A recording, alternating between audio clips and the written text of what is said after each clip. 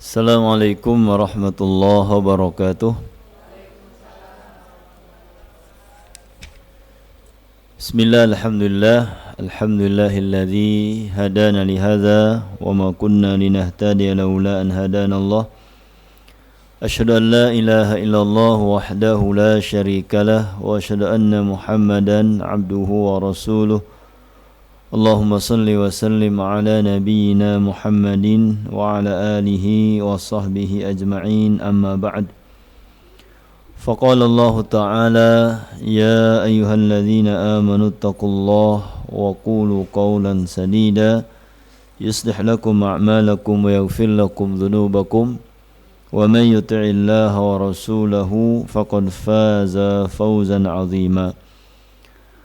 فإن أصدق الحديث كتاب الله وخير الهدي هدي النبي صلى الله عليه وسلم وشر الأمور محدثاتها. Bapak Ibu jamaah Musalla Al-Ikhlas yang dirahmati Allah Subhanahu wa taala.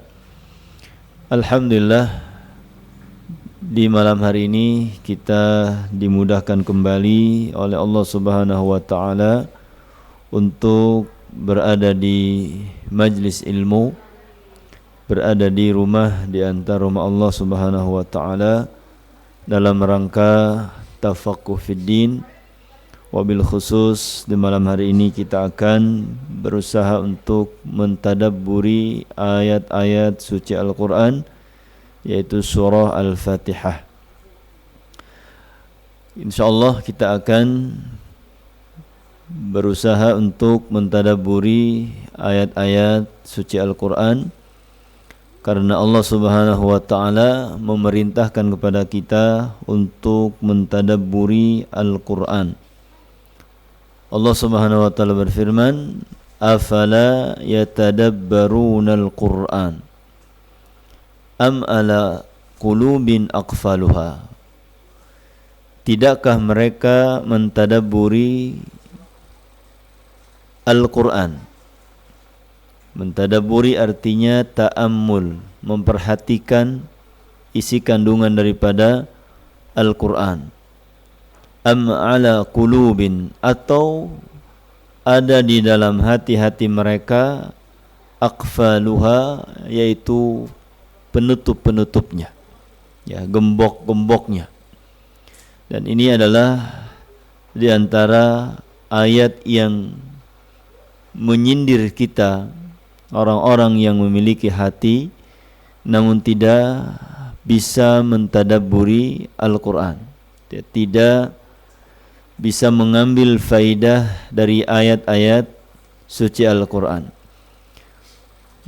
Dalam surah Al-Hadid juga Allah Subhanahu wa ta'ala mengatakan, alam ya'ni lilladzina amanu an takhsha'a qulubuhum li dzikrillah. Telah datangkah waktu untuk orang-orang yang beriman untuk menjadi hati-hati mereka khusyuk, lembut, li dzikrillah, karena zikir kepada Allah Subhanahu wa ta'ala. Wala takunu kalladzina utul kitaba min qabli, dan janganlah kalian menjadi seperti orang-orang yang diturunkan kepada mereka Alkitab, yang mereka tidak mengambil manfaat daripada Al-Quran atau daripada firman-firman Allah Subhanahu wa ta'ala. Maka kita berusaha untuk melakukan kewajiban ini dengan mentadabburi ayat-ayat suci Al-Quran. InsyaAllah kita akan mentafsirkan atau menafsirkan surah Al-Fatihah, surah yang paling penting di dalam kehidupan kita, khususnya di dalam memenuhi rukun salat kita, yaitu dengan membaca Al-Fatihah. Karena ini adalah salah satu rukun, maka kita berusaha untuk menghayati, berusaha untuk mencerna apa yang kita baca itu menjadi sesuatu yang mendorong kita untuk lebih khusyuk di dalam melaksanakan solat. Surah Al-Fatihah ini surah yang pertama dari sisi urutan mushaf dan menjadi sebagai ummul kitab, induknya Al-Quran. Karena di dalam Al-Quran ini hampir isi daripada Al-Quran terwakili. Permasalahan-permasalahan inti di dalam dakwah para rasul ada di dalam surah Al-Fatihah, yaitu tentang tauhid, mentauhidkan Allah, menjadikan ibadah kita hanya kepada Allah Subhanahu wa taala. Al-Fatihah ini memiliki banyak nama. Di antaranya adalah Asy-Syifa. Al-Fatihah disebut dengan Asy-Syifa, yaitu obat. Kenapa disebut Asy-Syifa? Karena dengan kita membaca Al-Fatihah dan diniatkan untuk menjadi obat penyembuh, baik penyakit yang zahir, yang terasa ataupun yang tidak, yang batin, maka insya-Allah akan menjadi obat. Ya, sebagaimana dalam hadis riwayat Muslim dan yang lainnya, ketika sekelompok sahabat Nabi sallallahu alaihi wasallam berada dalam satu perjalanan, ketika mereka mampir dalam sebuah kampung dan mereka meminta untuk atau memohon untuk memberikan sesuatu yang bisa dimakan, seorang tamu. Namun mereka tidak mau, mereka tidak mau memberikan jamuan kepada tamu-tamu ini. Kemudian ketua daripada atau ketua suku daripada itu, kaum itu tersengat kalajengking yang menjadikan dia sakit meronta-ronta, yang tidak ada obat yang menyembuhkan ketika itu. Tidak ada obat yang bisa diandalkan. Maka ketika mereka sudah berusaha untuk mengobati ketua suku mereka itu, mereka teringat dengan sekelompok orang yang menjadi tamu atau orang asing, sehingga diutuslah kepada sahabat-sahabat itu untuk menyampaikan kebutuhan mereka. Dan ketika disampaikan bahwa Sayyidu qaumina, ketua suku kami tersengat kalajengking, apakah di antara kalian ada yang bisa mengobatinya? Kemudian sahabat juga karena tadi sudah ditolak permintaan mereka, tidak diberikan makan atau minuman atau jamuan, maka mereka enggak mau gratis untuk mengobati ketua kaum itu, katakanlah Pak RW gitu. Mereka enggak mau gratis, pokoknya harus ngasih kami sesuatu yang bisa kami makan, atau harus menjadi ada hadiah, ada perjanjian, sehingga diberikanlah perjanjian itu, mereka akan diberikan 1 ekor kambing seandainya mereka nanti bisa mengobatinya.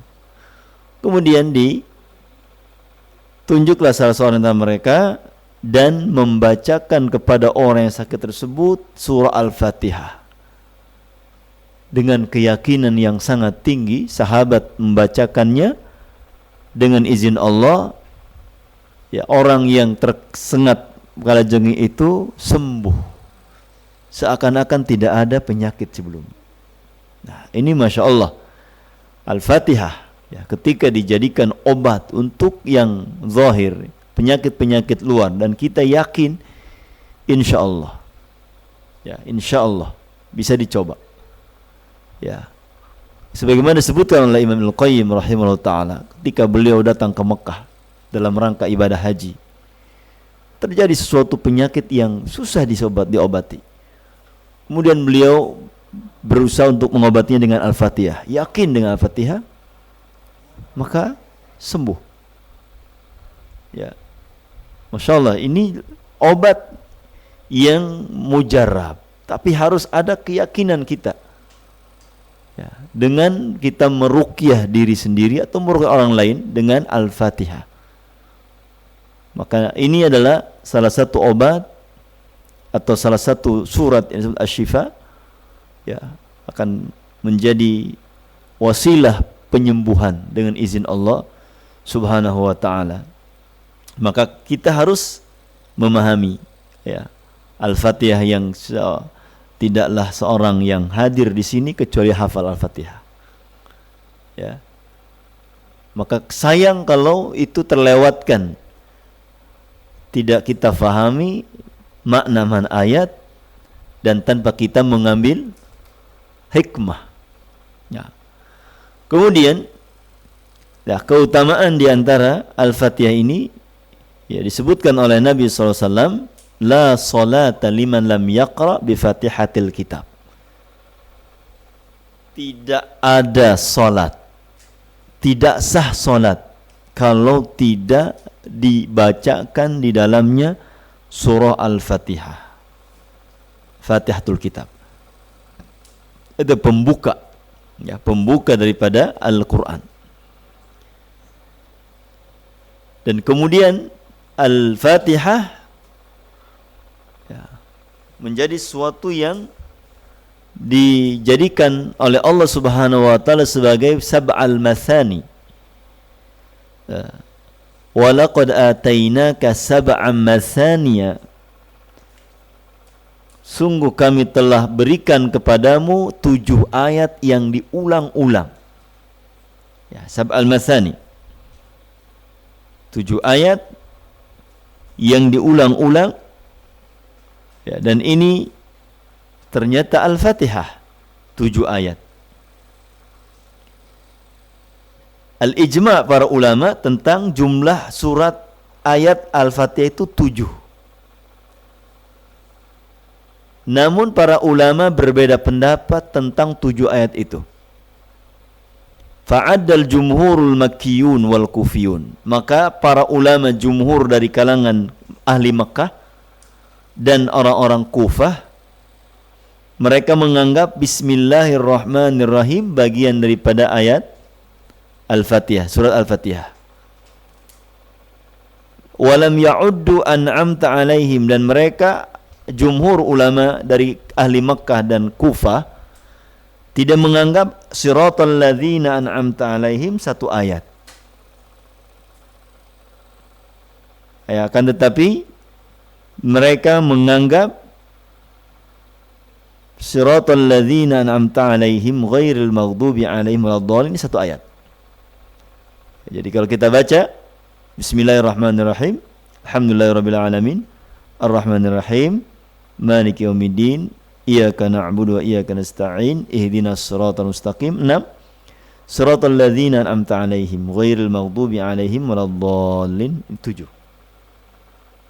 Nah, kemudian wasairul 'adin, dan orang-orang yang berusaha untuk menghitung ayat-ayat Al-Qur'an. Wa minhum katsirun min qurra'i Makkah wal Kufah, dan di antara mereka kebanyakan dari para ahli qurra, orang yang pandai baca Al-Qur'an dan pandai di bidang ulumul Qur'an dari kalangan Makkah dan Kufah, tidak menganggapnya sebagai ayat. Tadi ya siratal ladzina an'amta alaihim. Nah, kemudian wa'addu siratal ladzina an'amta 'alaihim ayah, dan mereka menganggap bahwa siratal ladzina an'amta 'alaihim ini sebuah ayat yang satu. Nah, jadi kalau ulama yang lain menganggap bahwa Al-Fatihah itu dimulai daripada Bismillahirrahmanirrahim. Ayat yang ketujuhnya adalah siratal ladzina an'amta 'alaihim ghairil maghdubi 'alaihim waladdallin. Para ulama yang lain mengatakan bahwa Al-Fatihah itu dimulai daripada Alhamdulillahirabbil alamin. Ayat yang ketujuhnya, ayat yang keenamnya mana? Ayat yang keenamnya adalah siratal ladzina an'amta 'alaihim. Surat ayat yang keenamnya siratal ladzina an'amta 'alaihim. Ayat ketujuhnya siratal ladzina an'amta 'alaihim. Ayat ketujuhnya ghairil maghdubi 'alaihim waladdallin. Ya, maka para ulama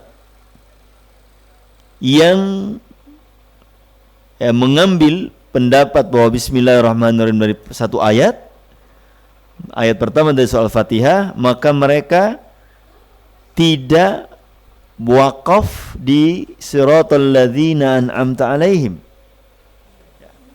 Jadi kalau yang menjadikan Bismillahirrahmanirrahim satu ayat satu daripada Fatihah, tidak wakaf di siratal ladzina an'amta 'alaihim, tapi wakafnya di siratal ladzina an'amta 'alaihim ghairil maghdubi 'alaihim waladdallin. Bagi yang menganggap Bismillah bukan ayat dari Fatihah dan Al-Fatihah diawali dari Alhamdulillahirabbil alamin, mereka berhenti di dalam siratal ladzina an'amta 'alaihim karena satu ayat di antara Al-Fatihah. Baru ghairil maghdubi 'alaihim waladdallin. Ini ya perbedaan di antara hitungan ayat ya yang sepakatnya adalah 7 tapi di dalam perinciannya berbeda. Nah, kemudian kita mulai kepada tafsir ya. Bismillahirrahmanirrahim ya, dengan bikulli ismillah abtadi'u bikulli ismin lillah. Kalau kita terjemahkan apa? Dengan menyebut nama Allah. Bismillah, the name of Allah. Ya, the name of Allah. Bismillah, abtadi, aku memulai setiap sesuatu itu dengan menyebut nama Allah. Dengan setiap nama Allah. Jadi setiap nama Allah. Ketika sesuatu itu hal yang baik, maka dianjurkan kita mengucapkan Bismillah. Dalam hadis yang nilai baik oleh para ulama, sebagian ulama, Rasulullah mengatakan kullu amrin dzibalin la yubda bi bismillah fahuwa aqta fahuwa ajdar. Setiap perkara yang memiliki penting atau setiap perkara yang penting dan tidak dimulai dengan bismillah, maka dia kurang barokah, fahuwa ajdar, cacat. Ya, aqta, terputus. Jadi keberkahannya kurang. Makanya kita melakukan sesuatu yang baik, maka kita dengan bismillah. Mau keluar rumah, kita mengucapkan apa, Bu? Bismillahi tawakkaltu 'ala Allah. Mau tidur? Bismika, bukan bismillah Kak ya.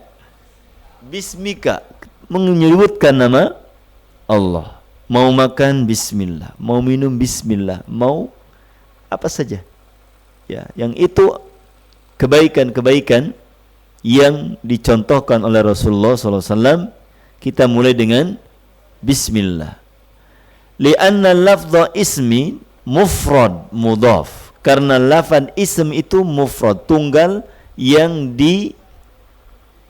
digabungkan kepada lafaz Allah, ismullah, Bismillah. Nah. Kemudian Faya'ummu jami'ul asma'il husna, maka menyeluruh seluruh nama-nama Allah yang indah. Ketika bismillah, dengan menyebut nama Allah. Nama Allah yang mana saja. Ya, kita bisa menyebutnya Ar-Rahman, Ar-Rahim. Nah, kemudian Allah huwal ma'luh. Ya, Allah huwal ma'luhul ma'bud. Allah adalah yang disembah. Jadi alaha ya'lihu ilahan. Allah, sesuatu yang disembah. Al-mustahiqqu li ifradil bil ibadah. Li ifradi bil ibadah, yang berhak untuk diesakan di dalam beribadah. Lima tasafa bihi min sifati al-uluhiyah. Lima tusifa bihi min sifatil uluhiyah, yang mana Allah disifati dengan sifat ketuhanan. Wahiyya sifatul kamal, yaitu sifat yang sempurna.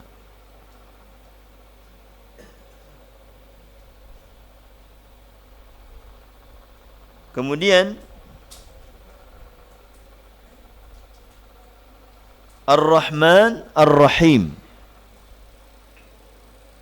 ismani dalani ala annahu ta'ala dzur rahmatil wasi'atil azimah. Dua nama yang menunjukkan bahwasanya Allah Subhanahu wa ta'ala memiliki rahmat al-wasi'ah, yang luas.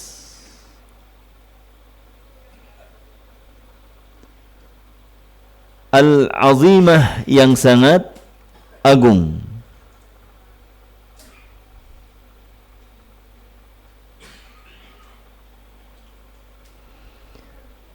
Allati wasi'at kulla syai', yang mencakup setiap sesuatu. Segala sesuatu mendapatkan rahmat Allah Subhanahu wa ta'ala.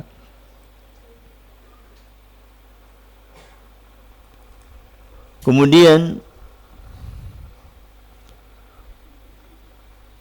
wa'ammat kulla hayyin, dan mencakup setiap yang hidup. Wa katabaha lil muttaqina al muttabi'ina li anbiya'ihi wa rusulihi, yang Allah tuliskan untuk orang-orang yang bertakwa, yang mengikuti nabi dan rasul-rasulnya.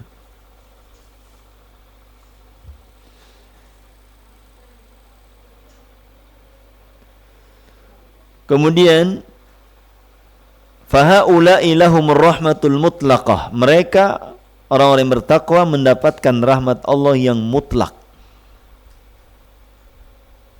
Nah, jadi Ar-Rahman Ar-Rahim, dua sifat yang menunjukkan tentang luasnya rahmat Allah.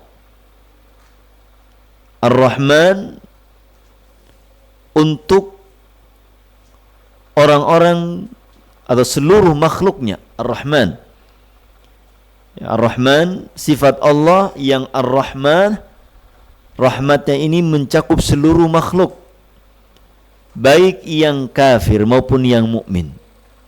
Ar-Rahman. Ar-Rahim,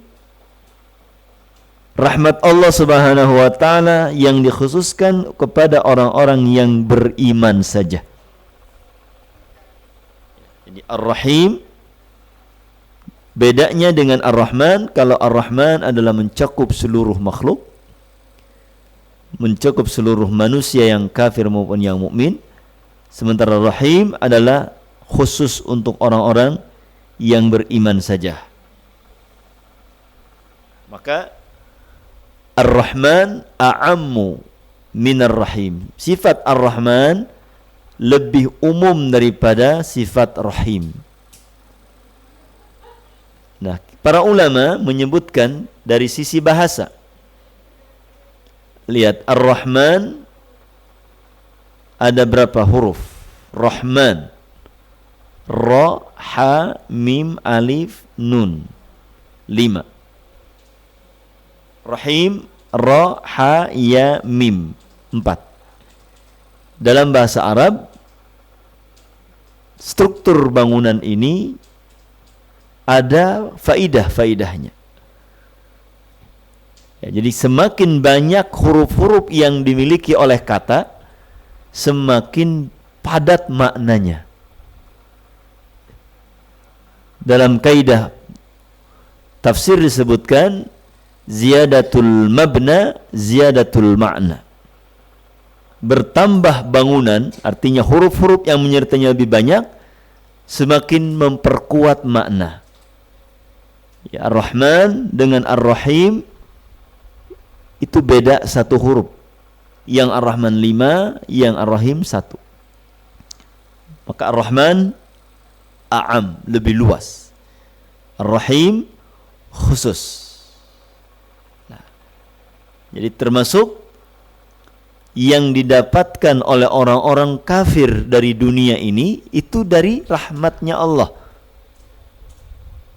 Yang dari 100 rahmat Allah itu yang diberikan kepada seluruh makhluk di dunia hanya 1. Di 99 rahmat Allah untuk siapa nanti? Untuk orang-orang yang beriman di surganya.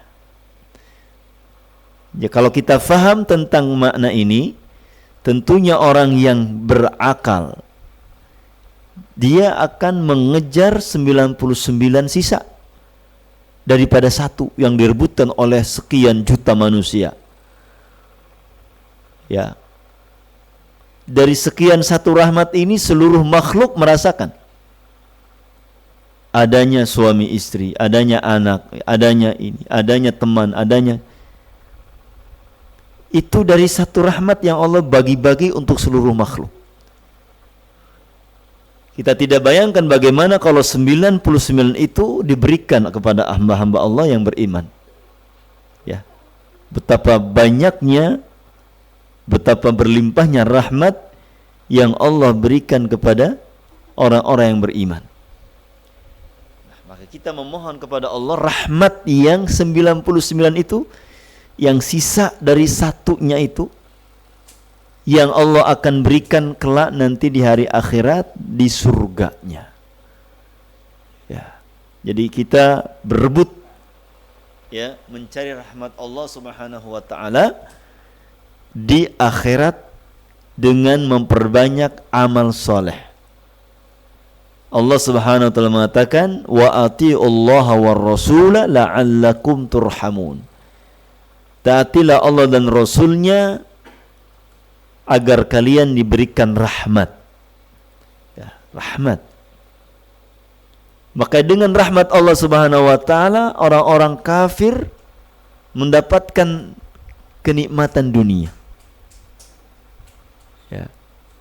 Maka Allah Subhanahu wa taala atau Nabi SAW mengatakan tentang bagaimana posisi dunia. Kata Nabi SAW, la dunya ahwanu indallahi min janahil ba'udah. Betul-betul dunia itu di sisi Allah lebih hina daripada seekor nyamuk. Bukan seekor, sayapnya. Dari sayap seekor nyamuk. Segede apa ekor nyamuk? Atau sayap nyamuk? Kecil. Itu lebih hina dari sisi Allah. Dunia yang bergelap-gelap ini, yang bergemerlap ini, itu lebih hina di sisi Allah daripada sayap nyamuk. Ya, maka ketika Nabi SAW dikabarkan oleh para sahabat bahwasanya ada seekor kambing yang mati, anak kambing meninggal dunia, ya, mati. Kemudian kata Nabi SAW, apakah kalian kenapa kalian tidak ambil? Kenapa kalian tidak ambil bangkai kambing itu? Kata sahabat, bagaimana kami mengambilnya ya Rasulullah? Dia udah mati. Kemudian kata Rasulullah, dunia, ya, dunia di sisi Allah lebih hina daripada bangkai seekor kambing. Ya ini. Seandainya dunia itu berharga di sisi Allah, ma jara'at. Ya, ma jara'a kafir syurbal ma. Atau kama qala, tidak akan seorang kafir meneguk setetes air pun. Kalau berharga dunia di sisi Allah, orang kafir tidak akan mampu menegukkan setetes air ketika dahaga. Karena tidak berharga di sisi Allah, Allah berikan kepada mereka semua. Maka orang-orang beriman harus ingat tentang status dunia di sisi Allah. Jangan sampai kita salah tujuan. Hidup di dunia ini adalah untuk beribadah kepada Allah, tetapi karena kita jarang untuk berinteraksi dengan Al-Quran, jarang untuk duduk di majelis ilmu, jarang mendapatkan nasihat-nasihat, sehingga kita membalik yang tujuan kita hidup untuk ibadah kepada Allah, ternyata kita atau sebagian manusia malah mereka menjadi hamba-hamba dunia. Hamba dinar, hamba dirham, hamba dolar, hamba rupiah, hamba PSN, hamba PIK. Semuanya hamba-hamba semua. Hubud dinar, dinar ya. Nah, jadi dengan rahmat Allah yang satu ini manusia bisa bertengkar gara-gara apa? Mendapatkan yang mereka inginkan. Dan ini luar biasa. Ketika seorang mukmin diberikan oleh Allah kefahaman terhadap agamanya, dan dia lebih mengejar akhirat yang 99 daripada rahmat Allah itu yang akan dijanjikan, dan dia tidak terbuai dengan dunia. Apakah orang mukmin tidak boleh merasakan nikmatnya dunia? Boleh. Tapi jangan sampai kita terlena. Karena Allah Subhanahu wa taala mengatakan la tulhikum amwalukum wala auladukum an dzikrillah. Janganlah harta-harta kalian dan anak-anak kalian bisa melalaikan dari zikir kepada Allah. Nah, ini tentang rahmat Allah Subhanahu wa taala. Kemudian fan-ni'amu kulluha atharu min athari rahmatih. Nikmat-nikmat seluruhnya yang ada itu pengaruh atau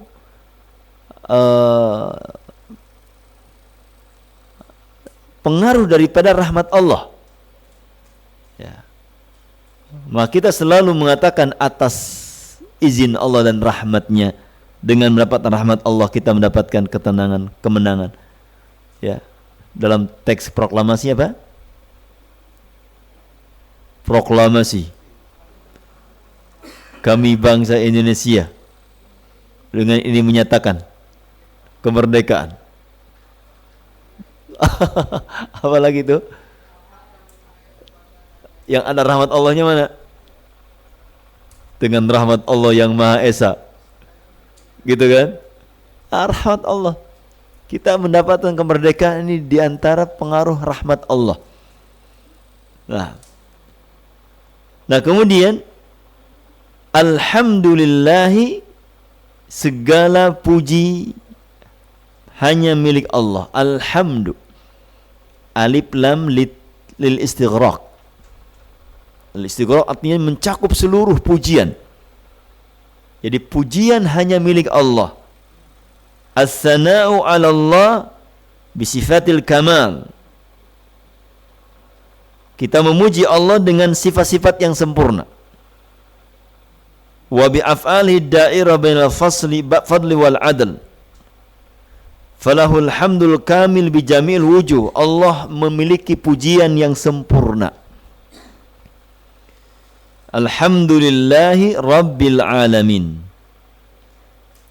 Segala puji hanya milik Allah Siapa tuh Allah? Rabbil alamin. Rabb, pengatur segala alam. Huwal murabbi jami'al alamin. Allah yang mengatur seluruh alam, alam semesta, atas maupun bawah. Wa hum man siwallah. Semua selain Allah itu alam. Bi khalqihi lahum, dengan diciptakan untuk mereka. Jadi alam diciptakan untuk manusia. Wa i'daduhu lahumul alat, dan disiapkan untuk manusia alat-alat hidup. Allah berikan, Allah tumbuhkan di atas muka bumi tanaman-tanaman, pohon-pohon. Allah jadikan bumi sebagai tempat bertanam. Manusia hidup. Ya. Dan ini tentunya menjadi alat untuk kita hidup yang nanti kita akan tinggalkan untuk selama-lamanya menuju ke tempat akhirat. Ya, jangan salah. Ya. Kita hidup di dunia ini dibekali oleh Allah dengan sarana dan prasarana yang lengkap. Walladzi anzala minas sama'i ma'an walladzi akhraja minas huwallazi anzala minas sama'i ma'an walladzi akhraja walladzi ja'alakumul arda firashan was samaa'a binaa'a wa anzala minas sama'i ma'an. Allah yang menjadikan bumi sebagai hamparan. Kemudian Allah turunkan dari langit hujan. Dengan hujan itu Allah tumbuhkan berbagai macam tumbuhan untuk kita beribadah kepada Allah. Kita makan, kita minum, kita bisa tidur dengan nyenyak. Semuanya untuk kita beribadah kepada Allah. Ya, ini pujian-pujian hanya kepada Allah Subhanahu wa taala. Wa in'amuhu 'alaihim bi ni'amil 'azimah. Allah, kenapa kita memuji Allah? Karena Allah telah memberikan nikmat kepada kita. Allati law faqiduha lam yumkin lahumul baqa. Seandainya hilang nikmat dari Allah, tidak mungkin kita bisa tinggal di dunia. Fama bihim min ni'matin faminhu ta'ala. Maka tidaklah nikmat yang dimiliki oleh manusia kecuali dari Allah. Jadi kita mendapatkan nikmat dari Allah bukan karena orang pintar, tapi karena keadilan Allah. Allah memberikan rizki. Kalau rizki Allah itu didapat karena kecerdasan, kasihan kerbau-kerbau di sawah tidak dapat ijazah SD, tidak dapat ijazah TK. Tapi apa yang terjadi? Mereka lebih gemuk dari manusia. Sapi lebih gemuk. Mereka tidak punya akal, tidak punya ijazah, tapi makan luar biasa. Hidup. Manusia yang punya akal jangan kalah dengan kebo. Hidup kita dengan rahmat dan rizki Allah, dengan rahmatnya. Ya, walaupun tentunya kita apa? Ada usaha. Usaha kita bekerja, ya, semaksimal mungkin, dan kita berusaha mencari yang halal. Ya, jangan sampai ada yang haram di dalam tubuh kita, karena ini semuanya akan menjadi penghalang doa-doa kita. Nabi SAW mengisahkan rajulun aghbar ash'atha aghbar, seorang yang rambutnya acak-acakan, ash'atha aghbar, kusut, berdebu, bajunya kusut, kusam, yutilus safar, berada di dalam perjalanan yang panjang. Karena seorang musafir di zaman dahulu enggak pakai bis, Ya, nggak pakai pesawat, mereka berjalan kaki atau berkuda. Kebanyakan berjalan kaki. Berapa lama mereka harus menghabiskan waktu sehingga bajunya itu aja yang dipakai, lusuh. Ya, yang padahal orang yang akbar, ash'ath, rambutnya acak-acakan, bajunya kusam, dengan kondisi sebagai musafir, itu mustajabu doa sebenarnya. Waktu-waktu mustajabu doa. Ya, ketika dia mengangkat tangannya ke langit, ke arah atas. Ya. Ya Rabbi, ya Rabbi. Dia berdoa kepada Allah. Wa mashrabuhu haram. Wa mat'amuhu haram. Wa mashrabuhu haram. Wa malbasuhu haram. Wa ghudhiya bil haram. Sementara dia makannya haram, minumannya haram, pakaiannya pakai haram, dan dia diberikan gizi dengan gizi yang haram, anna yustajabulah. Bagaimana mungkin dia diijabah? Haram. Maka kita berusaha untuk mencari rizki Allah yang halal dengan kita berusaha dan berdoa, ya Allahumma kfini bihalalika an haramik wa aghnini bifadlika amman siwak. Doa ini harus terus kita usahakan, doa terus kita baca ini. Doa ini harus kita baca. Meminta kepada Allah yang paling halal. Meminta kepada Allah keutamaannya. Aghnini bifadlika, kayakanlah aku dengan karuniamu ya Allah. Allahumma kfini, ya Allah cukupkanlah aku dengan yang halal. Ya. Wa aghnini fi fadlika amman siwa. Ini tugas kita mencari yang halal, berusaha, doa. Ya, kemudian kita berusaha untuk menjauhi hal-hal yang haram. Kata Nabi SAW dalam riwayat At-Tirmidzi, Imam At-Tirmidzi, ittaqil maharima takun a'badan nas. Jauhilah yang diharamkan oleh Allah Subhanahu wa taala, engkau akan menjadi manusia yang paling beribadah kepadanya, menjadi hamba Allah yang paling super, yang mampu menjauhi yang haram, termasuk diantaranya adalah makan minuman. Warda bima qasamallahu takun aghnan nas. Dan ridhalah engkau dengan apa yang Allah bagikan kepadamu, engkau pasti menjadi orang yang paling kaya. Jadi kaya itu bukan karena banyak harta, tapi harta kaya itu adalah bagaimana kita bisa bersikap bersyukur kepada Allah. Kan Nabi SAW mengatakan, laisal ghina bi kasratil arad. Kaya itu menurut syariat Islam, menurut Nabi dan Allah, bukan karena banyak dan numpuk harta. Walakinnal ghina ghinan nafs. Akan tetapi kaya itu adalah kaya hati, pandai bersyukur, qanaah, menerima apa yang Allah berikan kepadanya. Maka kita terus membasahi lisan kita dengan ucapan alhamdulillah. Alhamdulillah ini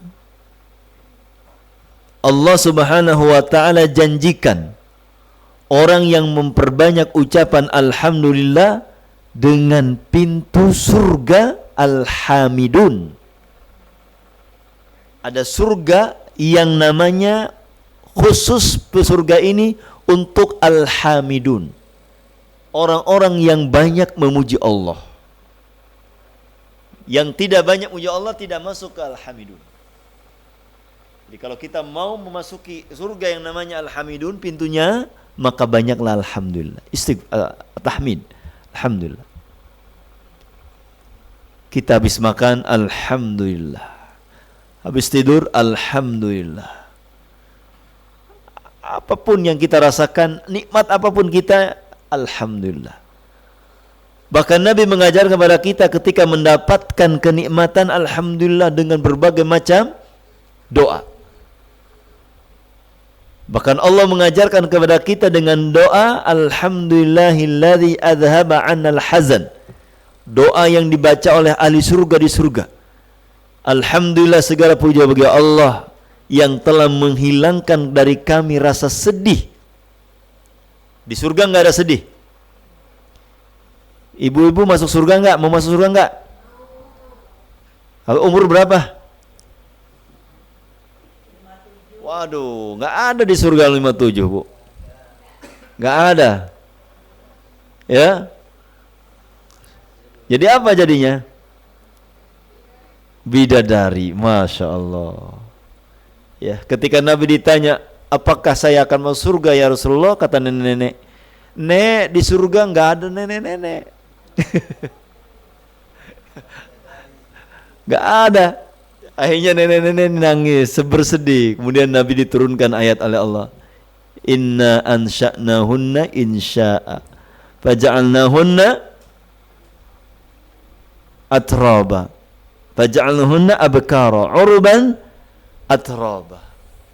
Kami jadikan nenek-nenek di dunia menjadi perawan-perawan, gadis-gadis urban atraba, yang sebaya.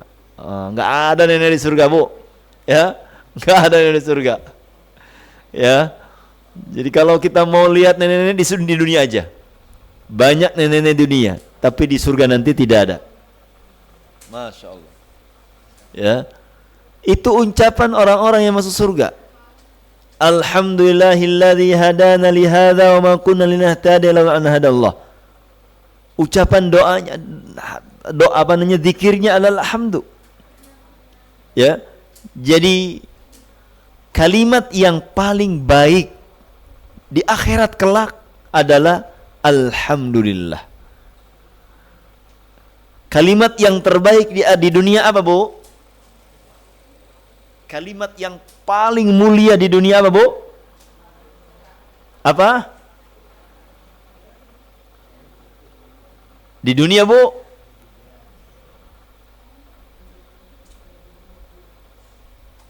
Kalimat yang paling mulia di dunia adalah kalimat tauhid.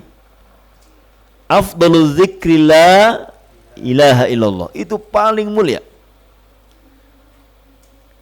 Di akhirat, zikir yang paling mulia adalah alhamdulillah. Ya, alhamdulillah. Nah, maka ini ucapan-ucapan atau pujian-pujian ini sampai ke surga. Ya. Sampai menjadi buah bibir yang ada di buah bibir lagi. Apa namanya? Yang selalu membasahi bibir ahli surga adalah kalimat alhamdulillah. Ya. Makanya kalau kita dapat nikmat, alhamdulillah, alhamdulillah. Ya. Jadi alhamdulillah itu untuk enggak semua kalangan, untuk semua kalangan. Alhamdulillah itu untuk orang miskin, untuk orang yang sakit, untuk orang yang pokoknya semua kalangan masukin kalimat alhamdulillah. Ya. Kalau ditanya sakit enggak? Alhamdulillah mendingan. Jadi orang miskin pun, kalau orang sakit pun alhamdulillah. Ya, ini bedanya antara pujian dengan berterima kasih, syukur. Kalau syukur identiknya dengan ucapan terima kasih ketika dalam kondisi senang. Makasih ya. Terima kasih, terima kasih. Ya, kalau dia dalam kondisi tidak menyenangkan, enggak ada syukur. Tapi alhamdulillah ini mencakup seluruh orang, seluruh lapisan. Yang kaya alhamdulillah, yang miskin alhamdulillah. Yang hidup, yang mati innalillah. Mata yang mati alhamdulillah. Waduh, kalau didengar ada yang meninggal, Bu, alhamdulillah ya Rabbana. Ini gimana ibu-ibu nih? Oh, bahagia ya. Kalau ada yang mati berarti innalillah. Nanti di akhirat baru alhamdulillah. Masya Allah, ini ya luar biasa. Ya, bagaimana Allah menyebutkan hanya pujian itu milik Allah. Kemudian di saat kita tidak mendapatkan nikmat pun diuji oleh Allah dengan musibah-musibah, apa yang kita ucapkan yang diajarkan oleh Nabi? Alhamdulillah ala kulli hal. Segala puji bagi Allah atas segala sesuatu, atas setiap kondisi. Kalau dalam kondisi nikmat, alhamdulillahirabbil alamin. Alhamdulilladzi bi ni'mati tatimmus shalihat. Kalau dalam kondisi tidak nikmat, kita membaca juga alhamdulillah ala kulli hal. Lihat bagaimana dalam kondisi yang tidak enak pun tetap Allah dipuji. Nah, maka ini ya, ucapan alhamdulillah ya, menjadi kalimat yang paling utama di akhirat kelak. Nah, kemudian wa tarbiyatul ta'ala li khalqi naw'an. Tarbiyah, Allah mengurus, memelihara manusia, makhluknya itu dengan ada dua macam. Dengan Rabbul Alamin, ya pengatur seluruh alam. Amatun wa khasah, yang umum, yang khusus. Yang umum, ya khalquhu lil makhlukin. Allah menciptakan makhluk, wa rizquhum, dan memberikan rezeki kepada makhluk, wa hidayatuhum lima fi masalihum, memberikan insting kepada makhluk untuk menjaga hal yang madarat. Ya, itu sudah insting apa yang dirasakan oleh makhluk-makhluk. Kalau dia bahaya seperti apa bersikap, kalau dia akan ada ini akan seperti apa. Ada ya insting yang Allah berikan kepada makhluk. Ya, kalau kita lapar apa Bu? Pak, duh lapar. Kerubuk. Udah ada sinyal itu. Ya. Jadi bagaimana cara untuk menjaga kelestarian hidupnya? Udah Allah berikan semua alat-alatnya. Bagaimana mereka bisa menjaga diri? Udah Allah berikan alat-alatnya. Nah, nyamuk sekecil itu pun punya alatnya untuk mempertahankan hidup. Bahkan kita dihajarin terus sama nyamuk. Nyamuk gak pernah kita makan. Bahkan kita makan nyamuk dalam kondisi tidak sengaja. Enak gak? Lagi makan roti enak tapi masuk nyamuk satu. Aduh, ya Allah, itu kayak makan berapa itu? Ya. Nah, jadi Allah memelihara makhluk dengan cara seperti tadi. Ya, memberikan rezeki kepada manusia. Allah menciptakan, memberikan hidayah, ya, memberikan petunjuk, bimbingan kepada apa yang menjadikan maslahat buat mereka. Kemudian pemeliharaan Allah kepada makhluk dengan khusus kepada wali-wali Allah. Wali-wali Allah. Bagaimana Allah membimbing mereka dengan memberikan hidayatul iman. Ya. Hidayatul iman. Wa yuwaffiquhum, Allah memberikan taufik kepada keimanan. Wa yukammiluhu lahum, menyempurnakan taufiknya kepada mereka. Hidayah taufik. Ya. Allah menyempurnakan kepada mereka. Wa yadfa'u anhumus sawarif wal awaiq al haila bainahu wa bainahu. Allah menolak ya penghalang-penghalang yang bisa menghalangi antara Allah dengan wali-wali Allah. Ya, hakikatnya tarbiyatut taufik likulli khair. Allah memberikan taufik kepada setiap kebaikan untuk wali-wali Allah, orang yang beriman. Wal ismatu an kulli syarr, dan menjaga dari setiap yang membahayakan. Kata beliau, Syekh Abdurrahman Nasir As-Sa'di mengatakan, wala'alla hadzal ma'na, barangkali makna tadi tarbiyat taufik li kulli khair wal ismatu an kulli syarr huwa sirru fi kauni aktsari ad'iyatil anbiya bilabtir rabb. Ini menjadi rahasia kenapa banyak doa-doa para nabi itu diawali dengan Rabb. Ya. Doa-doa para nabi terdahulu diawali dengan kalimat Rabb. Rabbi habli minas salihin. Ya.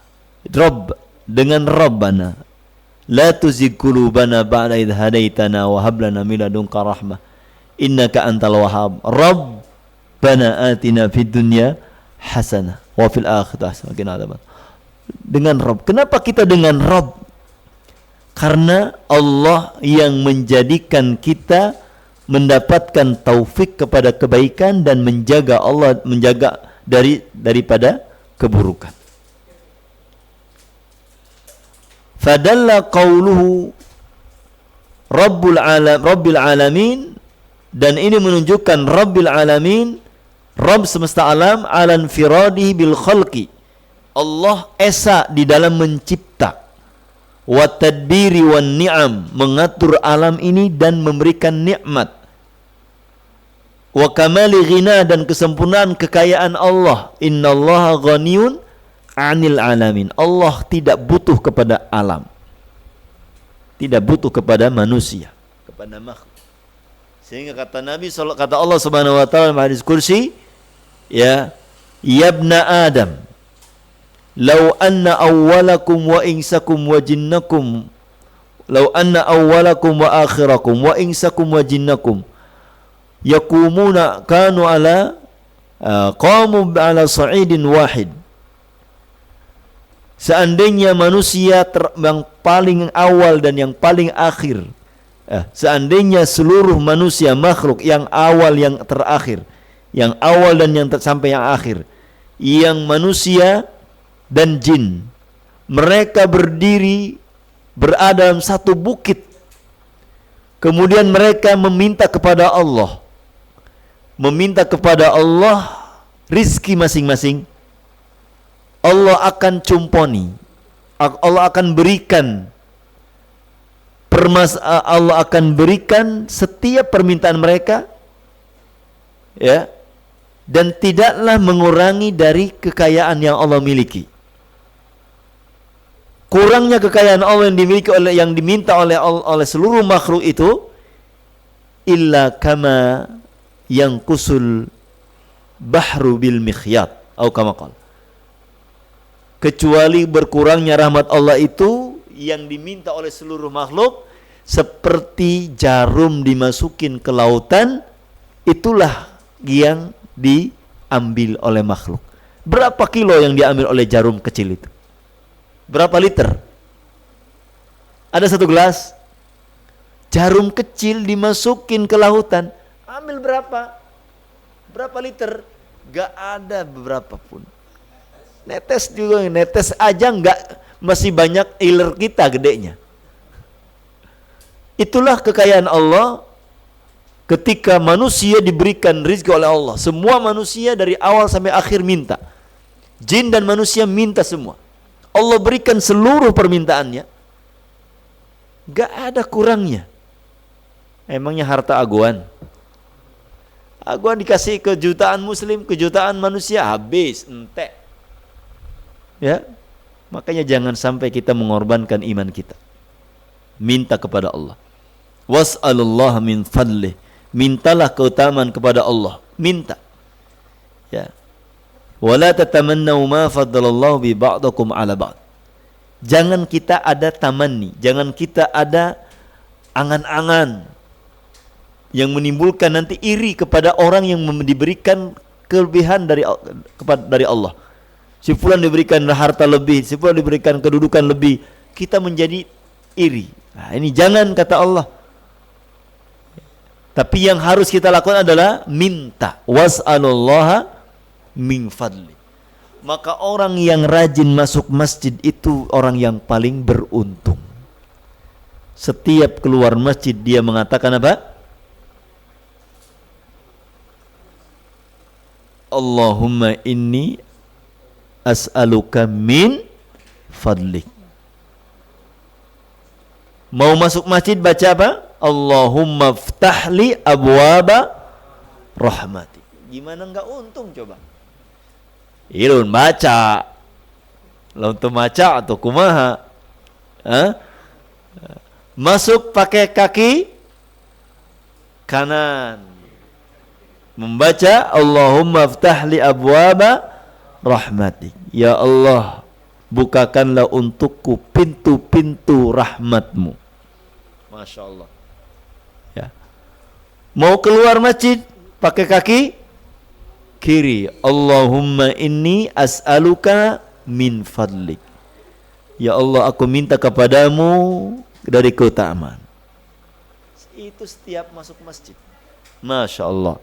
Jadi tidak heran kalau orang-orang yang rajin ke masjid Allah berikan ya keutamaan-keutamaan di dunia, insya Allah maupun di akhirat. Nah, wan ni'am wa kamali ghinah wa tamami faqril alamin ilaih, dan betul-betul miskin makhluk itu. Makhluk itu miskin. Butuh kita kepada Allah. Bikuli wajhin wa'tibar, dengan segala bentuk sisinya kita ini butuh sama Allah. Maka kalau kita dicabut sedetik raja rahmat Allah, empas kita. Kalau kita tidak dibantu oleh Allah, ribuh kita, ribuh ya. Wala takilni ila nafsi tarfata ain. Allah, Rasulullah SAW mengajarkan doa kepada kita, Allahumma aslih sya'ni kullah. Ya, ya Allah, perbaikilah urusanku seluruhnya ya Allah. Urusan kantor, urusan dapur, urusan rumah, urusan apa saja, urusan keuangan, urusan ini. Allahumma asli sya'ni kullah, seluruh urusanku perbaiki ya Allah. Wala takilni ila nafsi tarfata ain, jangan engkau serahkan kepadaku walaupun hanya sekejap. Wah, kalau sekejap mata saja kita ditahan oleh Allah dari rahmatnya, udah nggak bisa apa-apa. Nah, maka kita ya hadirkan tentang makna-makna ini di dalam kehidupan kita. Rabbul Alamin, Allah yang menguasai alam. Tanpa nikmat dan rahmatnya maka manusia akan binasa. Nah. Kemudian masih ada waktu, Pak? Ini sampai jam 12 deh. Baik, berarti satu ayat ya. Insyaallah kita selesaikan sebelum Ramadan. Cepat amat ke Ramadan kita. Insyaallah ya. Ya, silakan kalau ada pertanyaan, Bu.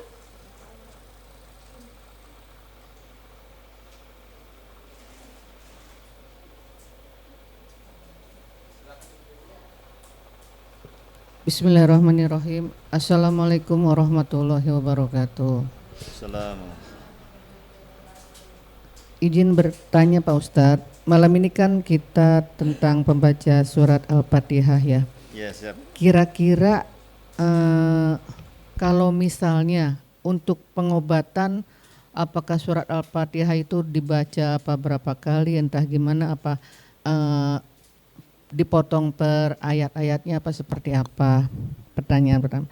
Terus pertanyaan kedua, apa mungkin hanya saya entah gimana ya Pak Ustadz, kalau semisalnya sedang sholat atau seperti di sini gitu loh, kok kayaknya nguap terus, apa emang banyak setannya apa jurigna apa kumaha gitu ya Pak Ustadz ya.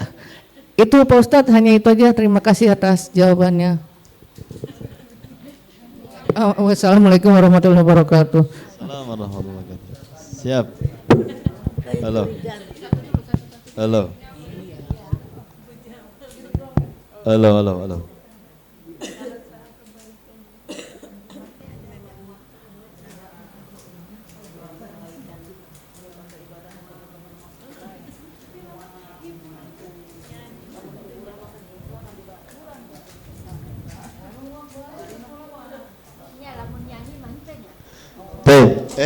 Kerasa amat. Siap. Kita membaca surah Al-Fatihah untuk dijadikan ruqyah ya. Para ulama memberikan contoh hitungannya adalah yang ganjil. Ya, 7 lah. Kita juga ngikutin terus kan ganjil-ganjil ya. Kayak daun salam biar jadi obat, berapa diambil? 7. Sisain nanti airnya jadi 1 gelas. Jadi secara hitungan tidak ada ketentuan. Yang jelas kita membaca ayat surah Al-Fatihah itu ya dengan penuh keyakinan, kemudian kita berusaha untuk memahami makna-maknanya, ya. Kemudian kita ulang sampai 7 kali. Setiap selesai membaca kita meludah, bukan meludah dengan goblok, keploh gitu ya, bukan keploh ya, namanya basok gitu. Meludah yang ada isinya itu namanya basok kok. Tapi yang tidak ada isinya itu hanya basah ludah, basah aja dari, nah gitu. Ngerehak, nggak disembur ya. Kita kayak tuh gitu tuh ada. Jadi setiap bacaan kita tuh.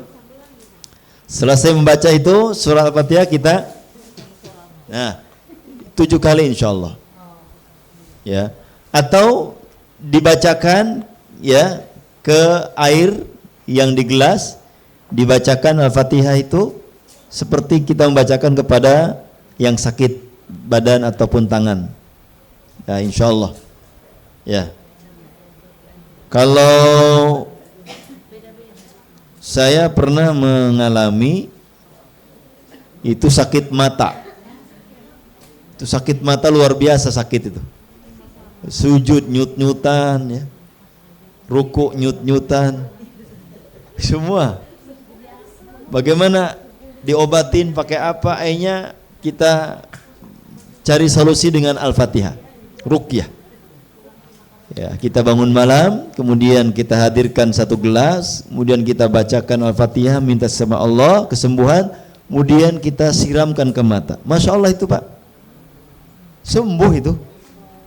Masya Allah. Itu ketika itu doa diijabah itu. Mau dicoba lagi gagal. Kadang ketika itu mujarab doa kita. Tapi ketika dicoba lagi, waduh, gagal ini. Tapi dipakai ke orang lain, mujarab lagi Pak. Ya orang lain sakit, kita berdoa bismillah alhamdulillahirabbil arrahmanir maliki yaumiddin. Ya kana nasta'in ihdinas siratal mustaqim siratal ladzina an'amta 'alaihim ghairil maghdubi 'alaihim. Tuh. Wah, Masya Allah tuh. Ya. Yakin kita. Nah. Kemudian kalau hamuai, ya idza tatha'aba ahadukum falyadfa'hu mastata'. Kalau dia menguap, tahan sekuatnya. Jangan sampai setan asup. Ya. Jadi ditahan. Emang gangguannya luar biasa. Setan tuh pinternya. Kalau orang lagi berolahraga main bola, nggak ada orang nguap. Ya, lagi hal-hal yang ini mah nggak ada nguapnya tuh.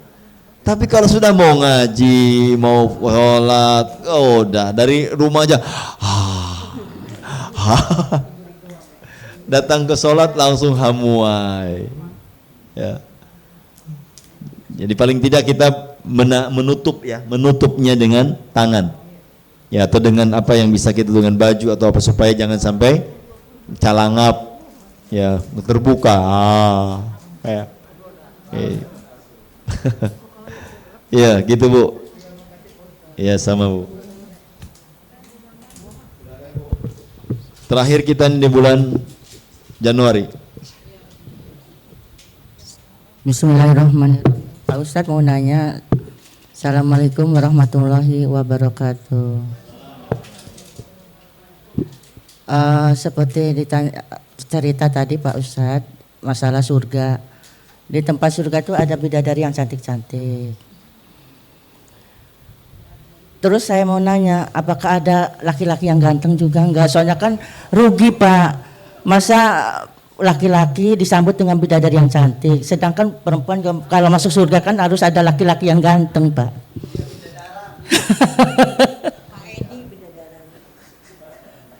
Saya tanyakan itu Pak, ada nggak gitu? Apakah bidadari itu sambutannya dengan laki-laki juga sama?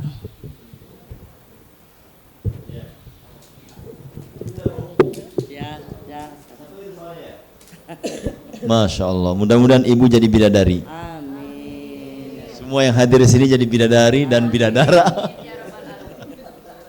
Iya Bu. Jadi kata Nabi SAW,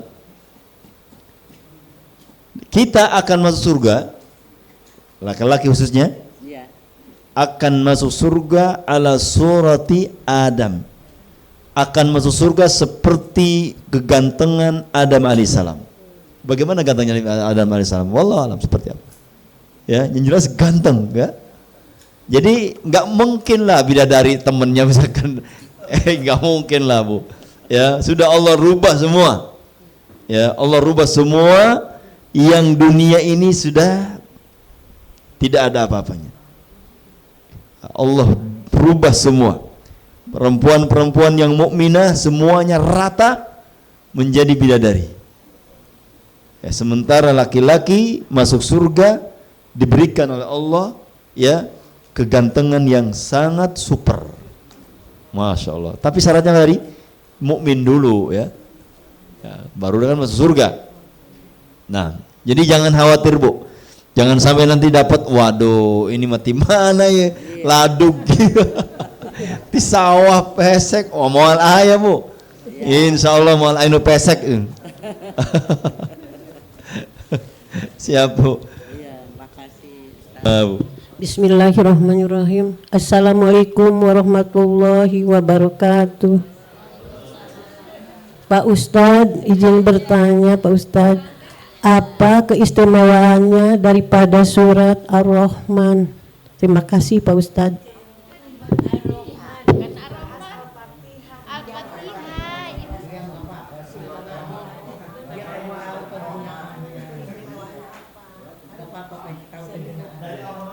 Harusnya gini nih saya itu jadi bukan Rahman, luar tema gitu, ketua tema menanyanya Rahman gitu. Luar tema Pak Ustaz. Dari surah Ar-Rahman dulu. Nyambung dengan itu Pak Ustaz. Nyambung dengan itu. Pengen tahu ya. Ar-Rahman.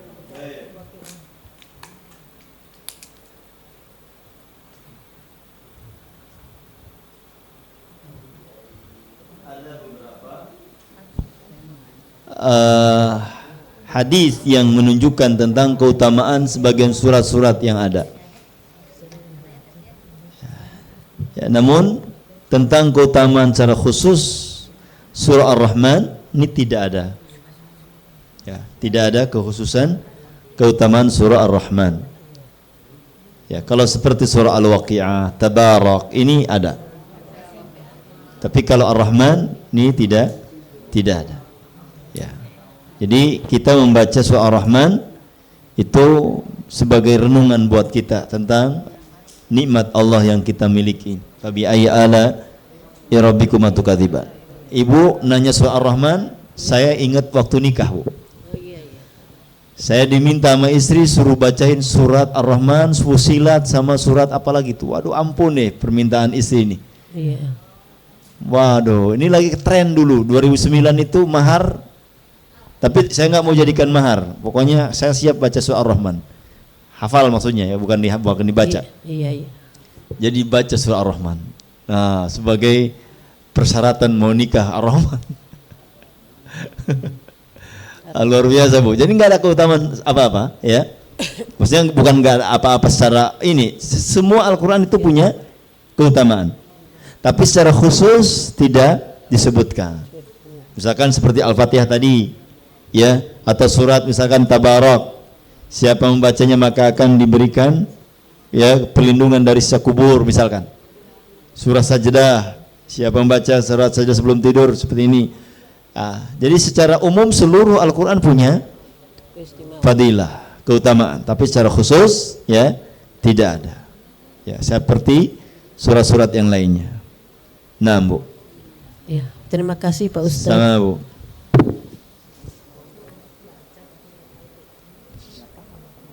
Silakan Bu yang lain. Sudah ditutup dengan surah Ar-Rahman ya? Baik, Pak Edi ada pertanyaan? Gak ada ya? Alhamdulillah cukup. Ya nanti kita lanjutkan insyaallah. Saya kira mau selesai surah Al-Fatihah malam ini. Iya silakan Bu. Assalamualaikum warahmatullahi wabarakatuh. Assalamualaikum warahmatullahi wabarakatuh. Ini Pak Ustadz, kalau sedang sholat sujud terakhir itu bolehkah kita meminta sesuatu kepada Allah atau berdoa dengan menggunakan bahasa yang kita mampu? Itu yang pertama. Terutama sholatul lail ya Pak Ustadz. Ya. Ya, itu yang pertama. Kemudian yang kedua, begini, kalau mengucapkan husnul khotimah, sebaiknya untuk orang yang masih hidup, terutama diri sendiri. Tapi sering saya membaca di postingan itu untuk orang yang sudah meninggal. Nah, bagaimana itu Pak Ustadz? Gimana, sebaiknya Bu? Yang untuk masih hidup, terutama untuk diri sendiri, atau orang yang meninggal pun disebutkan dengan mudah-mudahan husnul khotimah. Terima kasih. Assalamualaikum warahmatullahi wabarakatuh. Assalamualaikum warahmatullahi wabarakatuh. Doa untuk husnul khotimah ya berlaku untuk yang hidup, yang sudah meninggal. Jadi kita mendoakan supaya mereka ini betul-betul masuk dalam husnul khatimah. Ya, kita yang hidup mudah-mudahan Bapak, Ibu meninggal husnul khatimah. Ya kan? Ketika ada yang sudah meninggal dunia, mudah-mudahan husnul khatimah. Artinya ketika meninggalnya mudah-mudahan dalam kondisi husnul khatimah. Ya, jadi kita boleh ketika mendengar ya saudara kita atau teman kita bercerita bahwa ibunya meninggal dunia, mudah-mudahan husnul khotimah, ya. Atau kita mengenal si fulan, ya kita doakan mudah-mudahan husnul khotimah.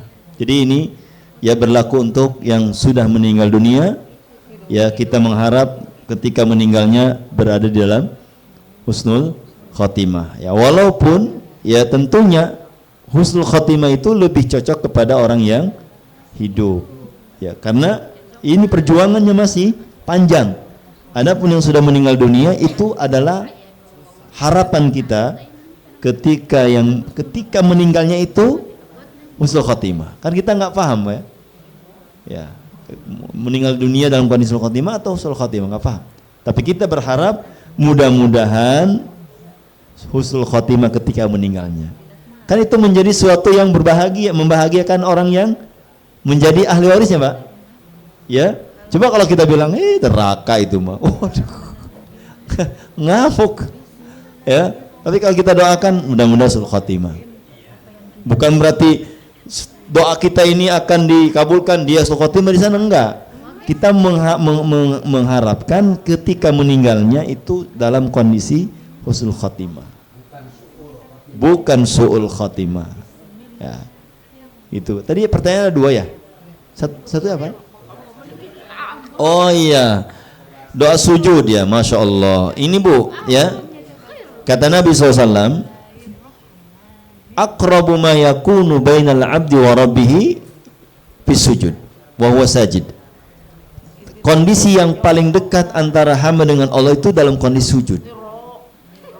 Fa'akthiru minhu du'a, ya maka perbanyaklah di dalamnya berdoa. Kau faqaminun an yustajabu lahu, itu